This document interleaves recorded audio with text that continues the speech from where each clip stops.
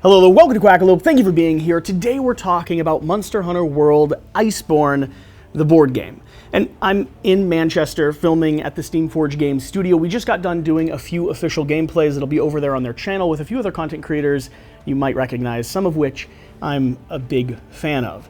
That being said, today I'm not going to give you a breakdown of exactly what's happening here when it comes to the gameplay mechanics and, well, everything in front of me, because you can watch the gameplay, or you might already be familiar with either the video game or the Monster Hunter the World board game, which is just starting to arrive to backers.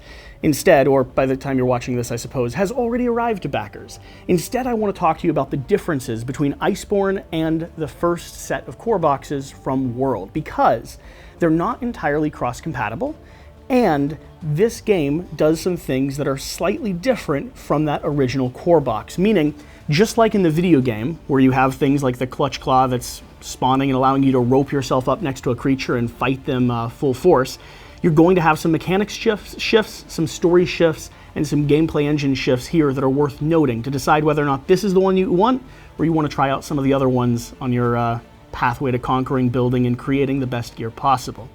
Okay. Let's talk about it. So, to start with, the obvious answer to the 10 things that are different in Monster Hunter World Iceborne is more stuff. You're going to have the entire landscape of brand new creatures, tons of new miniatures with absolutely beautiful sculpted bases, and a lot of new classes of character, weapons, and pathways to build and design. If you already like Monster Hunter World, the board game, this is a natural fit. But some of the specific things that are going to start changing. First off, let's talk about the part that I think is the most important: flavor text, campaign, and story. Monster Hunter World is set up as a game that allows you to either have one-off boss battles where you fight against any of these creatures at any level of the campaign, and it also allows you to go on a bit of your own adventure. Iceborne is going to be focusing in on that adventure side of the game in a more in-depth and detailed way, making it so that as you explore and go through these pathways, you'll actually be adding more things to your story deck. These are consequences. So if you discover another creature, happen to make the ground a little bit unstable, or maybe you don't wait it out, you turn and run when a creature is racing directly towards you, those are things that will come back up during your actual battle phase. On top of that, they're going to be tying these things into the actual gameplay system. You see, this creature here might be the thing that you're fighting, which is cool. It's awesome. However, this other monster may actually show up in the physical game.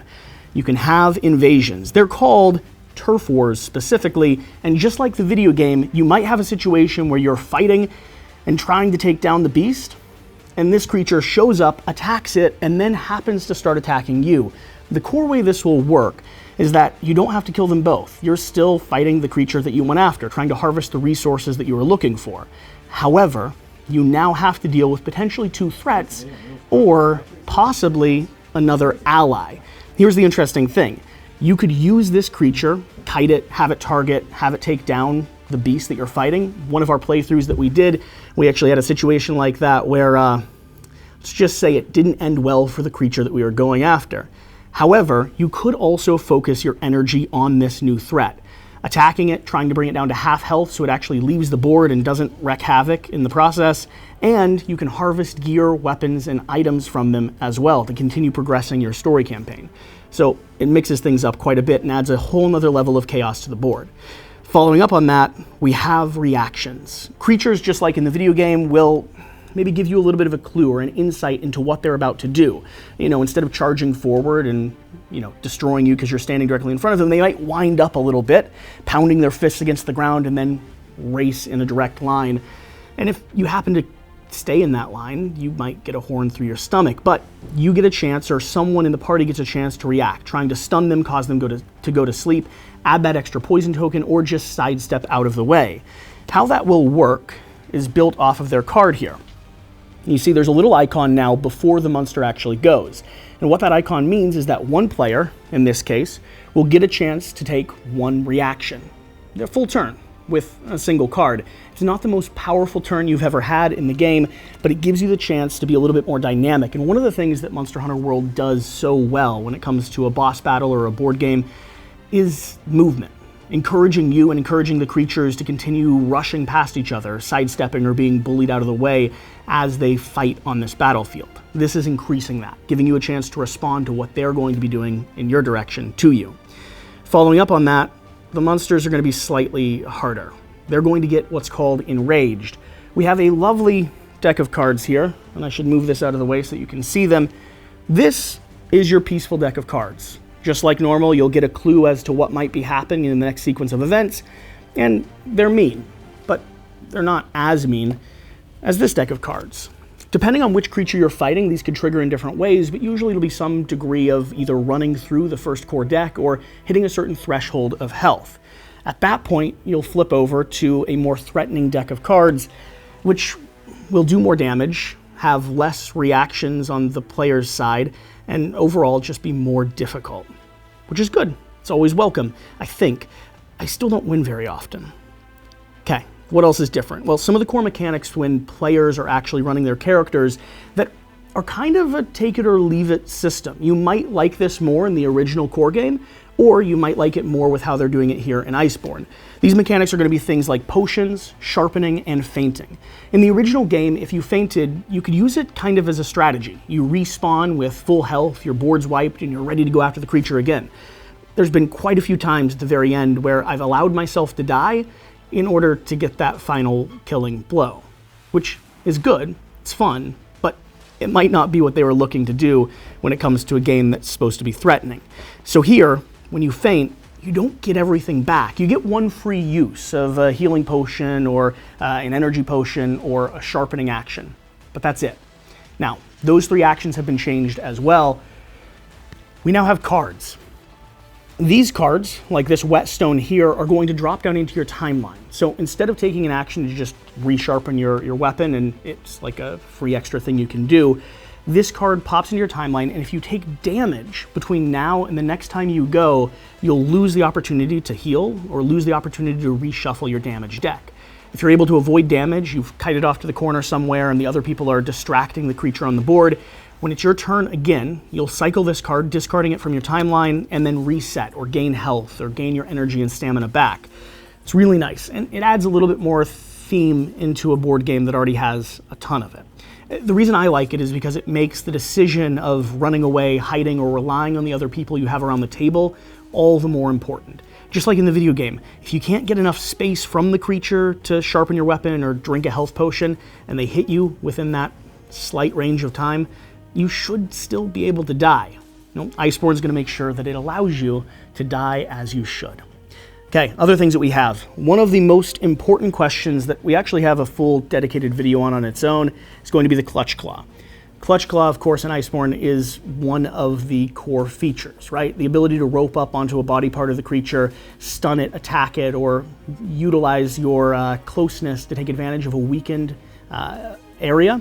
Well, that's kind of hard to do in a miniatures-based game. I mean, I suppose we could create platforms and have them balance on top. I don't want to drop that and break the resin miniature for the prototype, but it doesn't work like that. Instead, what this card does is it allows you to actually jump forward. You can move up to 3 or 4 spaces, and then depending on where you've decided to move, whether it's a piece of terrain or the creature, you'll get another slight advantage. If it's a piece of terrain, you're able to move 4 nodes towards that terrain. If it's the creature, you'll be able to draw a card weakening that one location for the rest of your turn.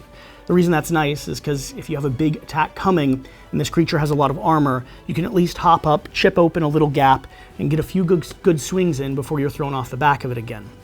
Clutch Claw is a welcome addition into, I believe, every deck in Iceborne. I could be wrong on that. Don't quote me, but we'll see.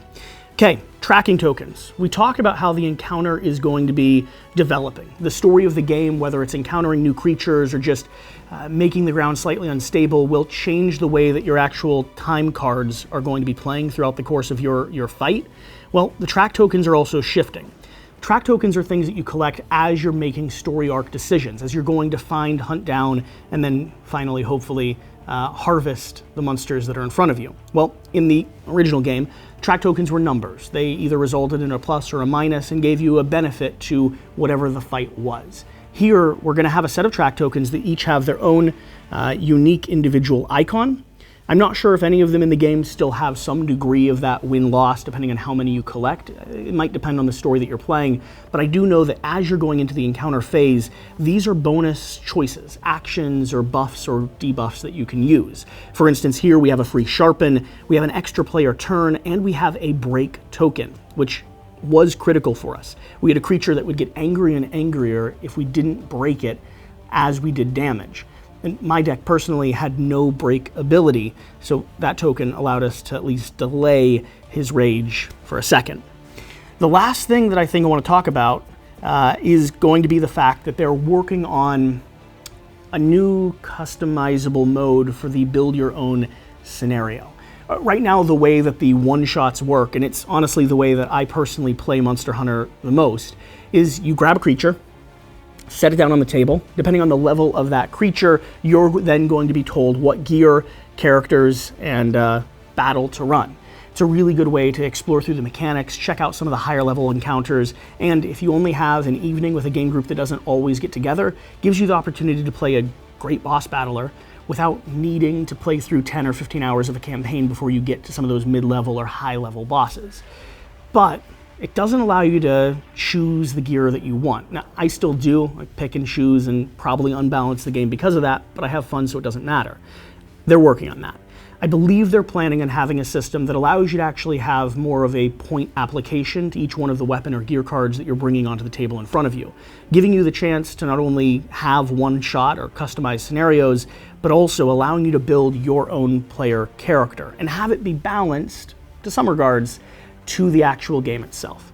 Looking forward to that. I don't have many details there. In fact, they told me it wasn't public yet, but they did say I could talk about it. So just assume that what I say is correct until it's not. Whatever the case, though, that's a breakdown of the new stuff that I know about, the stuff that I've been able to explore. I'm excited about Iceborne, looking forward to getting a copy into my own hands. They won't let me take this prototype home, but I'm still trying to convince them. So, thank you for being here. Thank you for watching. Whatever the case, whatever you do, remember to do the important thing. Get out and play some games. We'll see you next time. Bye.